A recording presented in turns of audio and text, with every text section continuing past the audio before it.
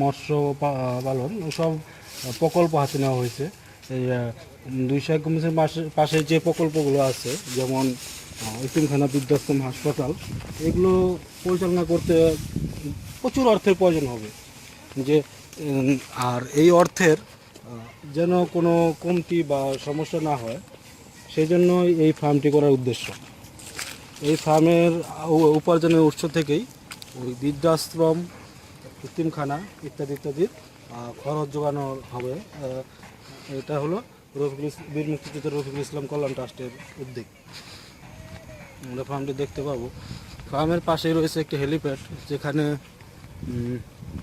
বিশ্বের যে কোনো প্রান্ত থেকে মানুষ যে কোনোভাবে আমাদের এই বীর মুক্তিযোদ্ধা রফিকুল ইসলাম কল্যাণ ট্রাস্টের প্রকল্পগুলো দেখতে আসতে পারে। এই জন্য সড়ক পথ, রেলপথ, নৌপথ, পাশাপাশি আকাশপথও নিশ্চিত করা হয়েছে। এখানে দেখতে পাচ্ছেন একটি হেলিপ্যাডটি দেখতে পাচ্ছেন। আমরা হেলিপ্যাডে যাব এবং সব প্রকল্পগুলো আপনাদের দেখার চেষ্টা করব।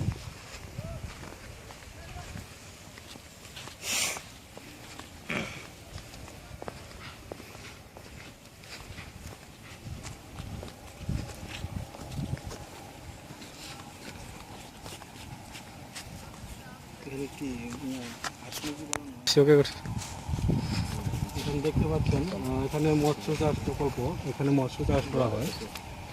পাশাপাশি এখানে পশুপালন, যেমন আমাদের পশুপালন, হাঁস, মুরগি, এগুলো পালন করা হয়। হাঁসের খামার দেখতে পাচ্ছেন, এখানে মাছ চাষ করা হয়।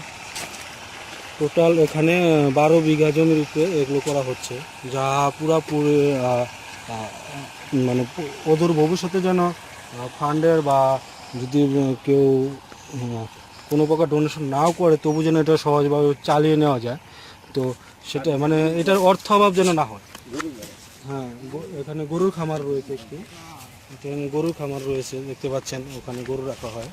তো সব মিলিয়ে প্রকল্প একটি প্রশংসাজনক প্রকল্প। এটা যে কেউ বলবেন, আমি মনে করি বীর মুক্তিযোদ্ধা রফিকুল ইসলাম কল্যাণ ট্রাস্টের উদ্যোগে এগুলো করা হচ্ছে। এই সাইডে হাঁস নেই,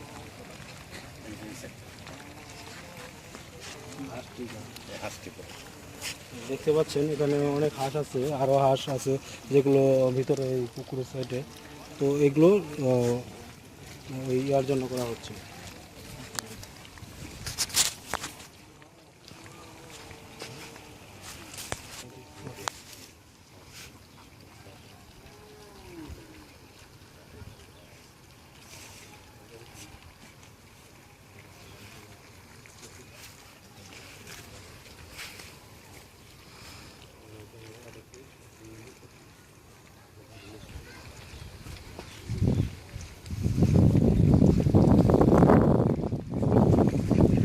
আমরা এখন যাব হেলিপ্যাডের দিকে।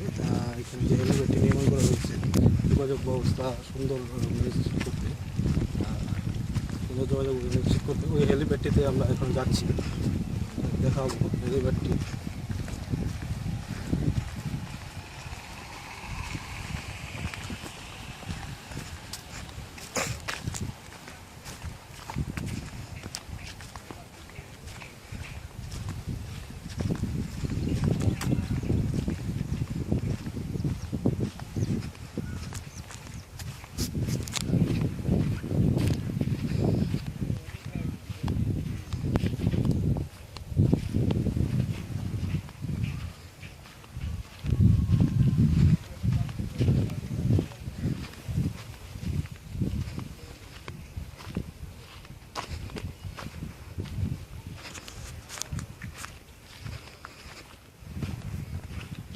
হেলিপ্যাডটি বীর মুক্তিযোদ্ধা রফিকুল ইসলাম কল্যাণ ট্রাস্টের নিজস্ব সম্পত্তির উপর নির্মিত হয়েছে। এখানে হেলিপ্যাড করা হচ্ছে দেখতে পাচ্ছেন।